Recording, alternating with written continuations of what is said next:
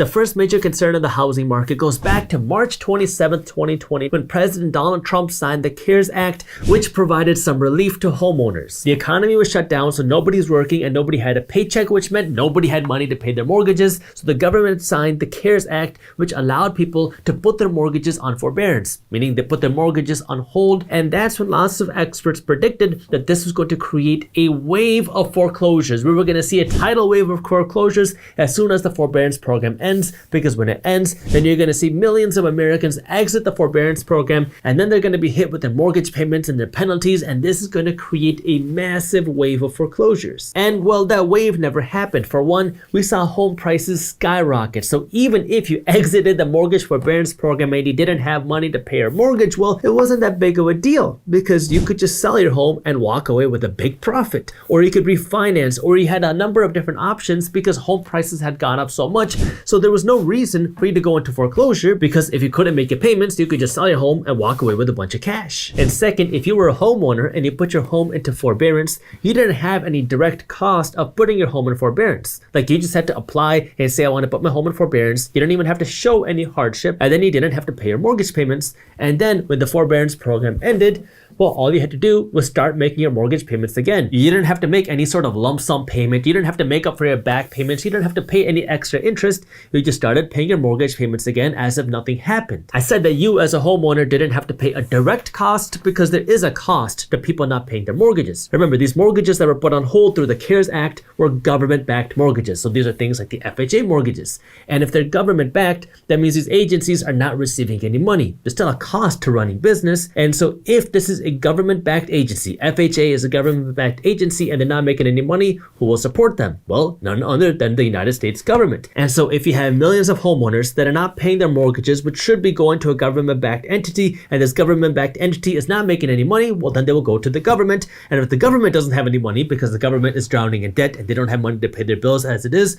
who are they going to go to? Well, none other than taxpayers and the tax dollars. It goes back to the regular people. So there was a cost to the mortgage forbearance program, but it was just passed on to taxpayers, and most people never even knew that happened because no one really knows where the tax dollars are going. But now there's a new concern in the housing market, and this one has the potential to cause a lot more issues than the forbearance program, because the forbearance program really didn't come with any direct cost to the homeowner. The reason so many people are worried about the housing market is because everybody still has that looming fear of what happened in 2008 back in the back of their minds. Because in 2008, you had a big chunk of America that was underwater on their homes, and if you're underwater in your homes, that means you owe more debt than what the home is worth. And if you owe more money than what the home is worth, you can't sell it, because then you're going to have to come to the closing table with a whole bunch of cash. You can't refinance, because no bank is going to give you money on a home that you already owe more money than the home is worth on. And then you can't leave, because now if you're stuck, you can't make the monthly payments and you can't sell it and you can't refinance. Now you're stuck,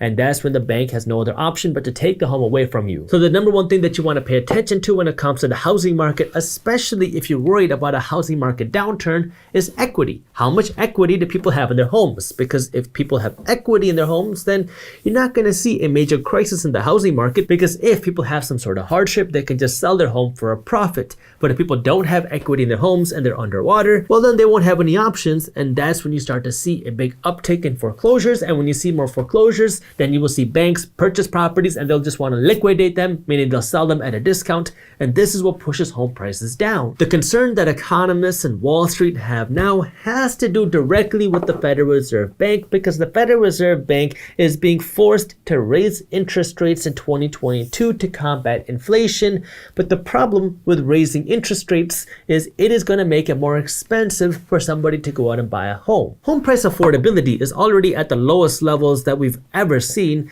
and now if you want to go out and buy a home, it is going to get more expensive in 2022, even if home prices don't go up, because it's going to cost you a lot more money to service your debt payments. It's going to cost you a lot more to make your monthly mortgage payments, because interest payments are expected to go up quite a bit in 2022. That's why you see so many people from the Motley Fool to Forbes to NASDAQ trying to predict if we're going to see a housing market crash in 2022 due to the rising interest rates, because as it becomes more expensive for people to buy a home, less and less people will be able to buy a home. And if you have less people trying to buy homes, well, then that could create a dilemma in the housing market, because if somebody's trying to sell their home and nobody's buying it, then they're going to have to cut the price on their home to attract somebody to come and buy it. This is how supply and demand works. If you have more demand than supply, well, then these people are going to fight against each other to buy the limited supply of homes, which pushes home prices up. But if you have more supply than demand, and now you have a whole bunch of sellers that are trying to sell their home, but nobody wants to buy it, well, now the sellers have to compete against each other, and the way that they do that is by cutting prices. This is what we saw happen between 2008 and 2012, where sellers were trying to sell their home, but nobody wanted to buy it. That was a buyer's market. If you bought a home between 2008 and 2012, you probably got a massive bargain. But if you want to buy a home between 2021 and 2022, now you're competing against a whole bunch of people and you're not getting a bargain on a home, but you can still get a home with low interest rates. The thing that you really want to pay attention to is how much interest rates will rise. And we don't really have a definite answer on that, but that's going to determine how much more expensive it will be for you to go out and buy a home. Because if we see the Federal Reserve Bank raise interest rates significantly, meaning they raise it multiple times, well, that's going to really make housing less affordable. But if we only see a couple or a few interest rate hikes, well then yeah, that will make housing less affordable, but it's less drastic. And this is one of those things where unfortunately we're not going to know until we actually see what the Fed does. Like, I can say what we think the Fed should do, but what the Fed should do is different than what the Fed will actually do. Some polls say that the Federal Reserve Bank is going to raise interest rates 3 times in 2022. Some officials say that the Fed is going to raise interest rates 4 times, and then you have some bankers that say that the Fed is going to raise interest rates more than 4 times in 2022, and then you have some people saying that it's possible for the Fed to raise interest rates 7 times in 2022. See, the Fed kind of works like a magic act. They'll tell you what you need to be aware of, and they'll tell you some things that you want to pay attention to, but sometimes it's just a sleight of hand, and you're not actually going to know what the Fed is doing until they actually do it. That's why we don't know what the Fed is actually going to do until they announce it, and we can guess and we can predict, and the Fed might give us hints, but we really have no idea until the Fed has a meeting and then they tell us what we need to know, and that might be a surprise. It might be something we predict, but there's no way for us to know. Now, the easiest way for you to actually be on top of what the Fed is doing and know what they're doing as soon as they do it is just by subscribing to my Market Briefs newsletter. That's a free newsletter that will keep you up to date on exactly what's going on in the finance and business world, and you can read the newsletter in just a few minutes every morning. So if you want to join the Market Briefs newsletter, I'll put the link to where you can do that in the description below. The dilemma that the Fed is facing right now is that they need to raise interest rates in order to fight inflation, but the problem is if they raise interest rates, that's going to slow down the economy, because then it's going to become more expensive for you to go out and buy a home. And when we saw the Fed try to raise interest rates in 2021, we saw that home buying slowed down significantly because people didn't want to pay the higher interest rates. And so the Fed needs to raise interest rates. Inflation is getting out of control. It's becoming very hard for people to afford life. And so the Fed needs to raise interest rates because that's how they fight inflation.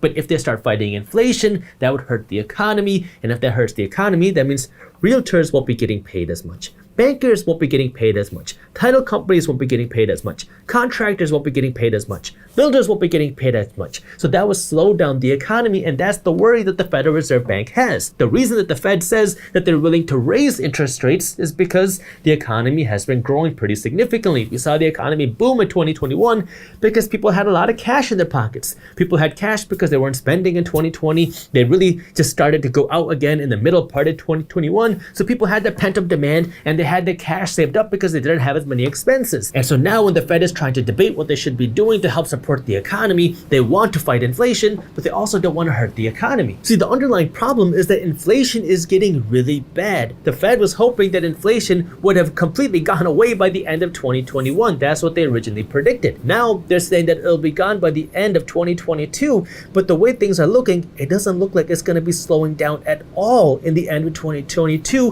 which means it is going to become very expensive for average people to afford anything just because the prices of things are going up so much. If you enjoyed this short clip from my longer videos, here's another clip that I think you'll love. And while you're at it, if you're interested in learning more about how to start generating passive income, our team put together an amazing guide that goes over what passive income is, how to start generating passive income, and different passive income strategies. All you gotta do is click that button right over there. Thank you for watching, and as always, keep hustling.